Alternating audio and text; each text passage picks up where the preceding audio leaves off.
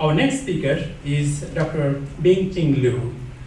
She is a satellite oceanographer who believes that integrating AI with remote sensing can revolutionize our approach to environmental protection, which is crucial for our daily lives. Dr. Liu.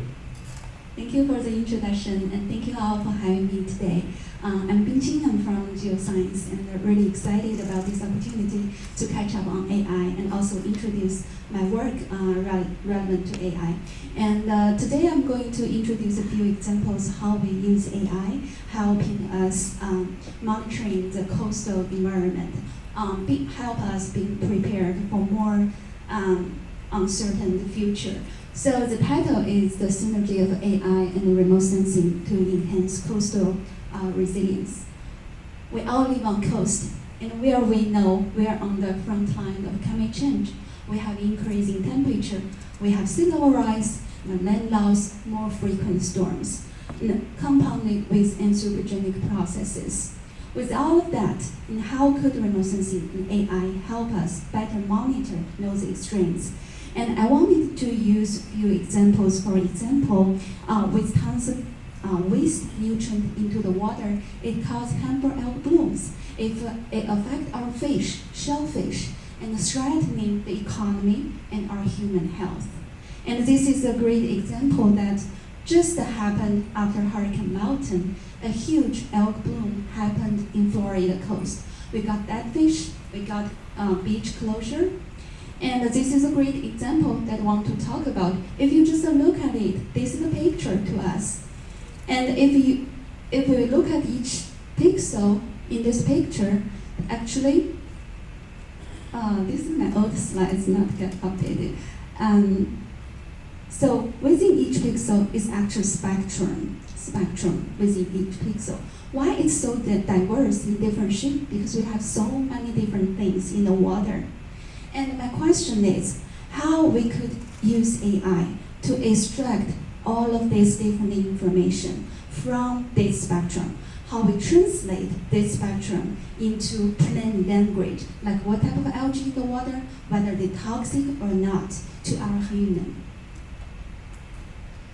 And this is a really great time because NASA or NOAA, they're pushing very hard on hyperspectral remote sensing.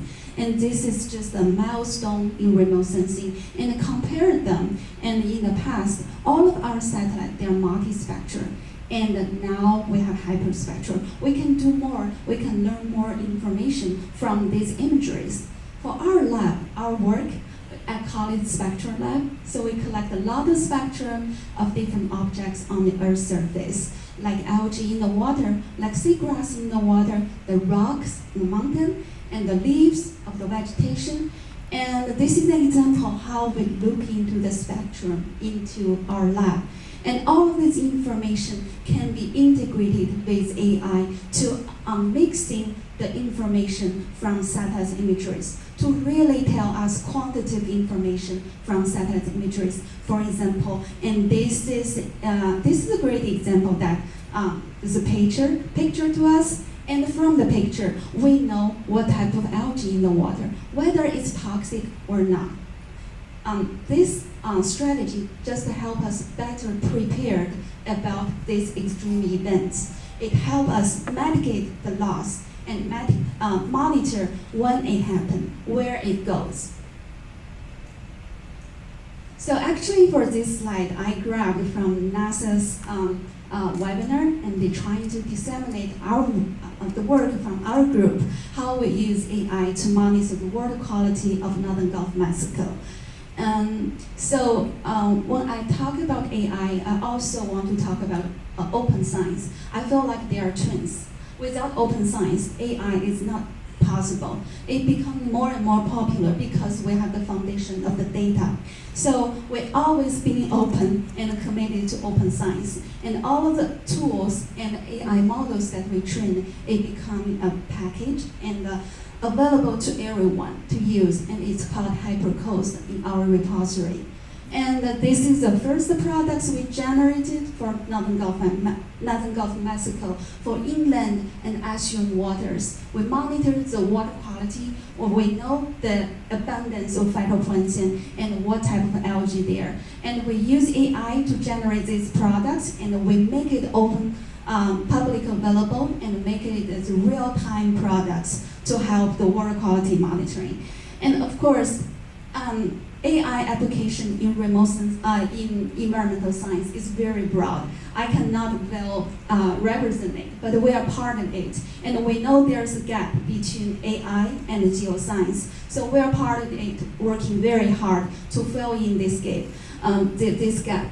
And in the coastal environment, and we also, like for Louisiana, we have very valuable marsh habitats. And this is another application that we use AI model to monitor the landscape dynamics. And it really helps us go back to look at historical data.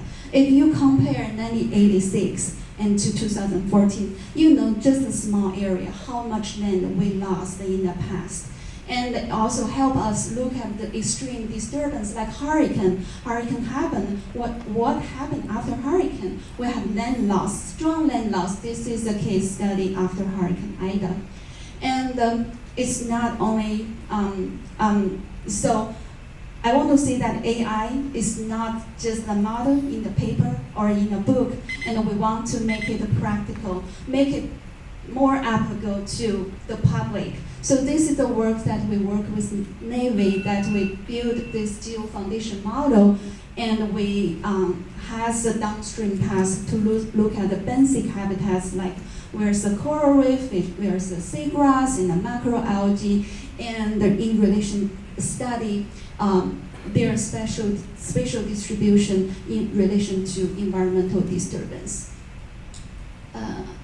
So again, we wanted to make it publicly available, and everyone can use it and easily to use it.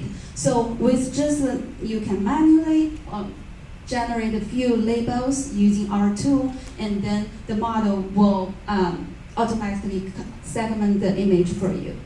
And I want to say that today I use a few examples to reflect on how AI help us monitor the coastal environment, but it's just a corner. And we realize the gap, where is the gap? And it's the same for the state level and the federal level. And they know there's a gap between AI and geoscience. And people are working hard, and there's so many different programs with federal agencies trying to push the collaborations between AI and the geoscience. And we are part of it and trying to fill the gap. And thank you so much for having me.